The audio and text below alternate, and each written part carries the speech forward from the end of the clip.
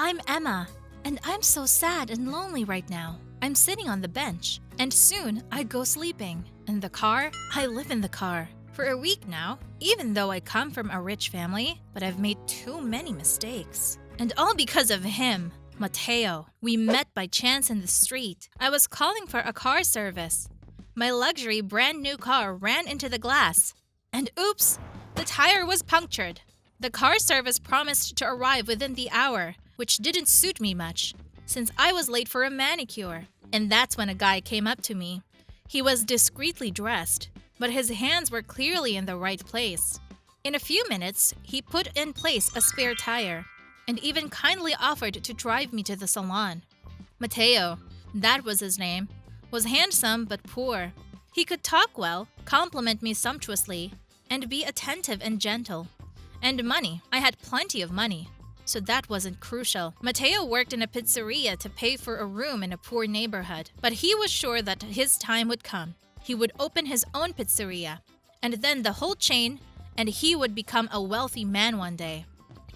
Of course, I could not invite him to my house. My parents would make a scandal. But I had been to Mateo's house. It was so interesting to watch him masterfully fix a leaky faucet with one hand, and with the other, to prop with a mop the door of a closet that seemed to be about to fall apart. I had always lived in luxury, with my own cook, stylist, and cleaning lady. And watching Mateo cope up with all the challenges in life on his own was exciting. It didn't take long before I fell in love with this simple, cheerful guy. I brought him packages full of groceries at home. I upgraded his closet. I even offered him to quit the pizzeria job and go to school. Mateo blushed at first, but then he learned to accept my gifts, which I was so happy about. I was graduating high school, and I wanted to take a year off before university. My parents supported me completely, so I didn't have to worry about that. Mateo offered to move in with me. I told my parents that I would stay with a friend for a couple of weeks. I didn't know how long I could survive in such unsatisfactory conditions. The first couple of days were fabulous. Mateo made me pancakes, brewed fragrant coffee, and we had breakfast together on the tiny balcony. Then he ran off to work, and I tidied up his apartment. For the first time in my life, I wielded a washcloth and a rag, pulled cobwebs from the ceiling, and washed the windows. In the evening, when Mateo saw the results of my efforts, he rejoiced like a child. I was happy to be with him too. By the end of the week, my hands were aching, and I even had a few blisters from constant cleaning. But I had to clean the bedroom, so I pulled myself together and took a mop and went into battle with the dust. After a couple of hours, everything was shiny. There was one small closet left in the corner, but it had a padlock on it. Strange. Why did Mateo need it? In the evening, when Mateo came in, I asked him about the closet, but he suddenly changed his face and told me not to go in there. As you can already understand, that didn't stop me. The next day, once Mateo was over the threshold, I got a hammer. In a couple of minutes, the lock was broken. The cabinet was open, and I was taken aback. What I saw there, I'll tell you in a minute. But now, please subscribe to the channel and click on the bell so as not to miss new stories. So in the closet, I saw a lot of clothes. I don't know why to keep them under lock and key. And the hangers are all full. The jacket was orange. Interesting. I took it off and my eyes widened. It was from the last collection of Jean-Paul Gaultier. Wow, this jacket costs a fortune. Where does Mateo get the money to buy such clothes if he can't buy his own food? I started going through the things in the closet and my eyes were scattered. One thing was more expensive than another. All clothes were from very famous brands, totally exclusive. Where did it come from? Well, Mateo, you'll have an interesting conversation tonight.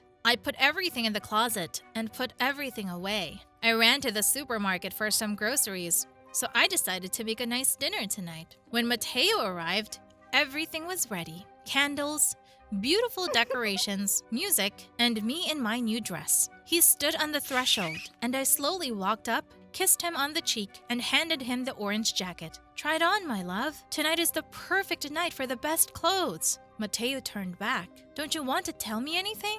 I thought that Mateo was going to apologize, searching for logical explanations. But he opened the front door in silence and said quietly, "Go away, Emma.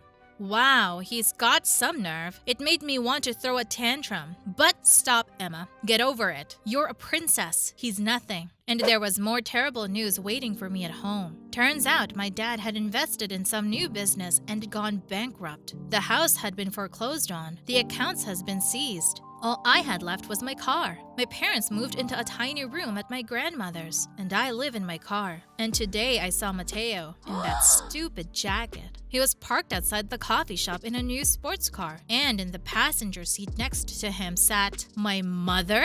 What is that supposed to mean? I wanted to strangle them both. My mother looked at me coldly. I've wanted to get back at your father for years of torment. He's a terrible man, Emma, but I wanted to ruin him. She looked tenderly at Mateo. And now I'm free, rich, and loved. Let's go, darling. Mateo looked at me with challenge, while I swallowed my tears mixed with the smoke from the exhaust of their sports car. 6 months passed, I sold my car, and I rent a room.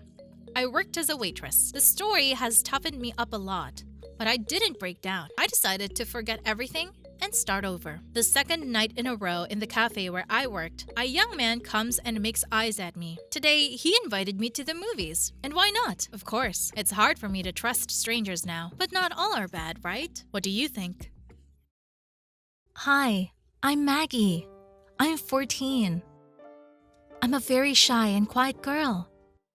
It's hard for me because, often, my classes make fun of me. And I can't really fight back. But I don't mind it. That's not true! You need to fight back when they start making fun of you! I mean me! I mean, of us! Strange, isn't it? It's because I have two personalities inside of me. The soft Maggie and the harsh Megan. And sometimes that's a lot of trouble. It happened a long time ago. I was about 5 years old. And back then, I was just Maggie, docile and soft. I had a favorite toy. A white fluffy bunny that I always took for walks with me. I was playing in the sandbox and the bunny was sitting next to me. But suddenly, some older boy grabbed my toy, threw it in a puddle, and started stomping on it. Tears rolling down her cheeks. It was so hurtful. And at that moment, Megan was born. It was as if resentment itself had given birth to her. And suddenly but as Megan, ran up to the bully, fist punched him in the face, and took the bunny. After that, the kids on the playground were afraid to bully me, because every time Megan stood up for timid Maggie. Several years have passed since then. I am now 15 years old, and the moment came when I had to choose who would rule my mind, Maggie or Megan. Because something has happened. Something very unusual. Before I continue, don't forget to like this video and subscribe to my channel. And make sure you have the bell clicked. Then you'll know when there's a new video coming out on the channel. First, it became clear in high school that Maggie is an introvert. She likes to read books, watch movies, listen to music, and do everything by herself. She has trouble communicating with people for long periods of time. And that would be okay, but Megan is the soul of the company. She is a born leader who loves to be in the spotlight, can make a powerful speech, and influence people. And then a real fight began between Maggie and Megan. In the morning before school, there was a battle. Who would control the mind today? At first, we alternated. One day Maggie, one Megan. But then Megan started to cheat. She couldn't get enough. And somehow she took over my mind for a whole week. And when I came back, I was terrified. Megan had managed to sign up for the school handball team, run for school president, and hook up with Matt. And it turned out that when I, the humble Maggie, was able to get the mind control again, there was a handball tournament going on at school. And what do you think? Of course, I let the whole team down because I can't stand sports. Our team didn't even make it to the semifinals. During the midterm phase of the presidential elections, I had to make a speech explaining to everyone what I would do as president and how I could improve the lives of school children. And that's right. I was standing there and stuttering from the excitement. Even though the sheet with the printed speech was right in front of me. But the worst things happened that night. When he stood on my doorstep, Matt, he is a real womanizer, and he changed girls like a glove. Maggie had never even looked in his direction because she knew that someone like Matt would never look at her. But here he was. And what to do? Maggie began to subconsciously call Megan. I was so lacking in the courage and determination of my other personality right now. But Megan was stubbornly not showing up. I'm not going to show up because I'm doing this all for Maggie. I want her to finally come out of her little box and be Megan. I mean, she's smart, she's beautiful, she's charismatic. It's just that sometime during her childhood, and she will never admit it, her personality was crushed, cornered, intimidated. By who? By her mother, who was a real tyrant and did not tolerate disobedience. And it was easier for Maggie to keep quiet in the corner, because when she started to rebel, her mother would raise her hand. And it was horrible. But now is the time to come out. I know she likes Matt a lot and has for a long time. So she has to open up and show her feelings and stop being a shadow. I'm right, aren't I? What do you think? Is it better to be meek Maggie or Megan the rebel? Who are you? Write to me. I'm looking forward to it.